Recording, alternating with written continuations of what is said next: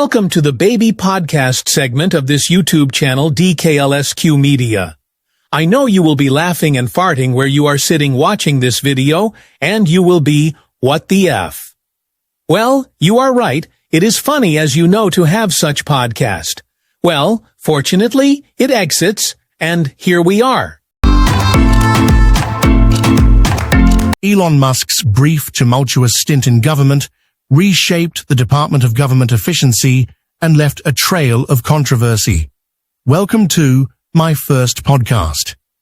In this episode of the podcast, which is in audio-only format, Ruby and Eric unpack the reforms, political fallout, and what Musk's exit means for the future of tech in politics.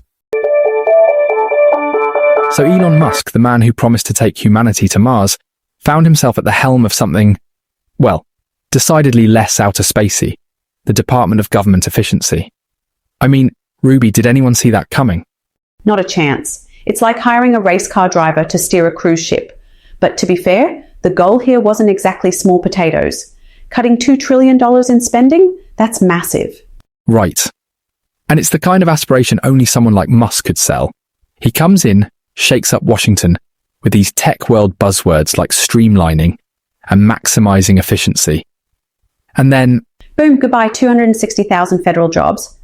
Exactly. And here's the kicker.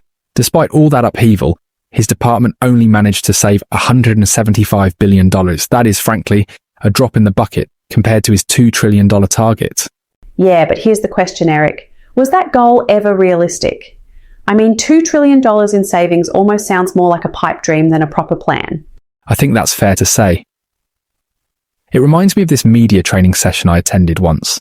There was this tech CEO, let's just say he was super confident. He laid out this grand strategy to disrupt the industry, claimed he was going to double revenue in a year. And then, when the numbers came out...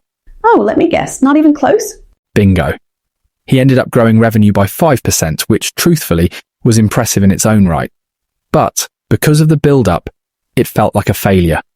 I think there's a similar lesson here with Musk. His knack for these larger-than-life promises. It's like his superpower and kryptonite rolled into one. It gets everyone hyped, but the follow-through, not so much. And you know what else?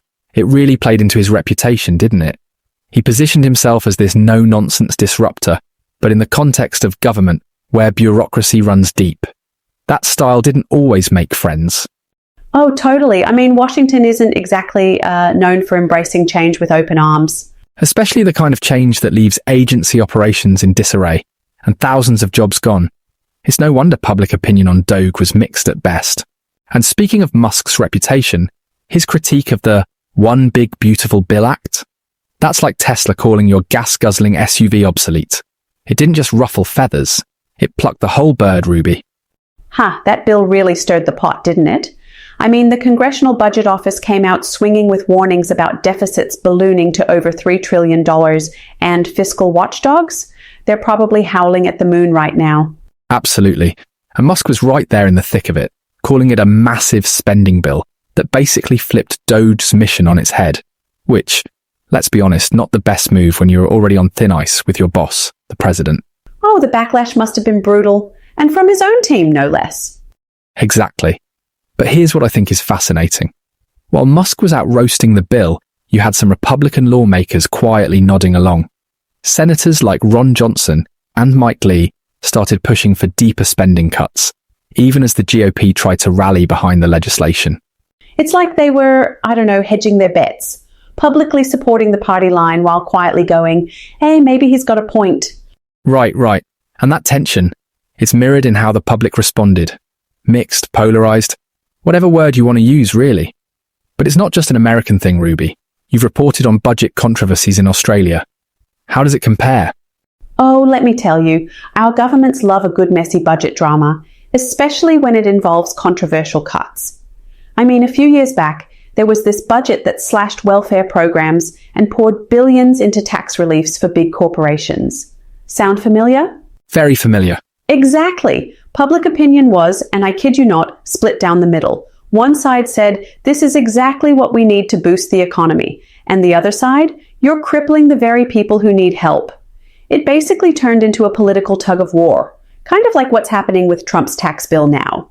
It's a tale as old as politics. Big promises, big reactions. But what really stands out here with Musk and DOGE? The sheer scale of what he was trying to achieve versus the, let's be honest, unavoidable limitations of Washington bureaucracy.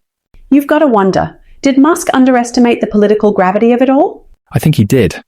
After all, shaking up government isn't the same as disrupting Silicon Valley.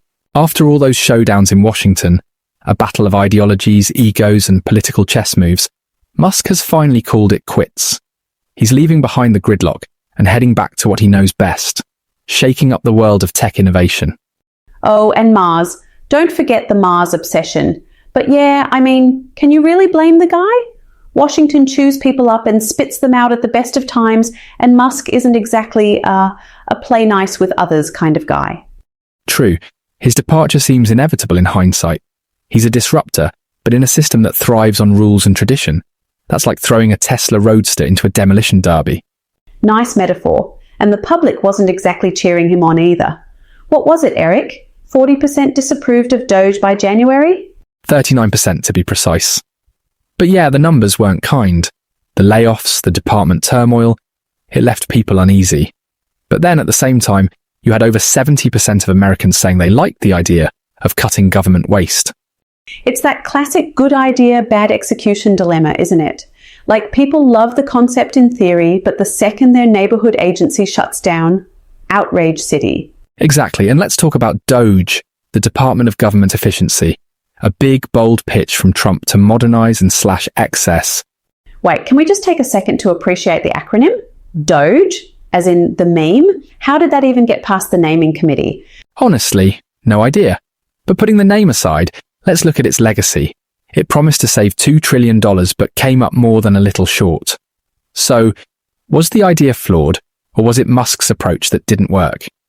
Well, for starters, let's just say Musk's style was not what Washington is built for. He's used to running the show, making snap decisions, cutting through red tape. But politics, that's a whole different beast. Definitely. And it brings up an interesting point about tech leaders in government. Musk isn't the first to try his hand at public service. Remember Eric Schmidt advising on innovation policies, or Bill Gates working on global health projects? Oh, for sure. But they played it so differently, focusing on collaboration, avoiding massive shakeups. I feel like Musk went in there thinking he could disrupt DC like it was some kind of startup. And what he found, I think, is that government doesn't operate at tech speed. His grand plans ran headfirst into the reality of bureaucracy, entrenched interests and, well, politics. Yet here's the wild part.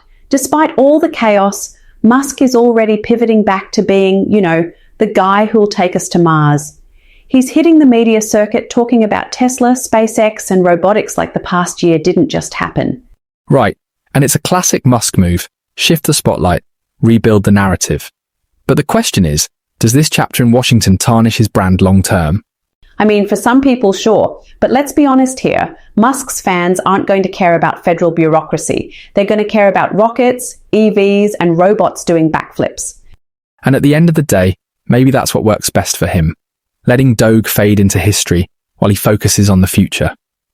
Whether it's Mars colonies, self-driving cars, or AI, there's no doubt he'll keep grabbing headlines. And I think on that note, we can close the book on this chapter. Elon Musk, tech billionaire turned Washington disruptor turned, well, back to being Elon Musk. It's been a ride. And that's all for today, folks. Thanks for tuning in, and we'll catch you next time.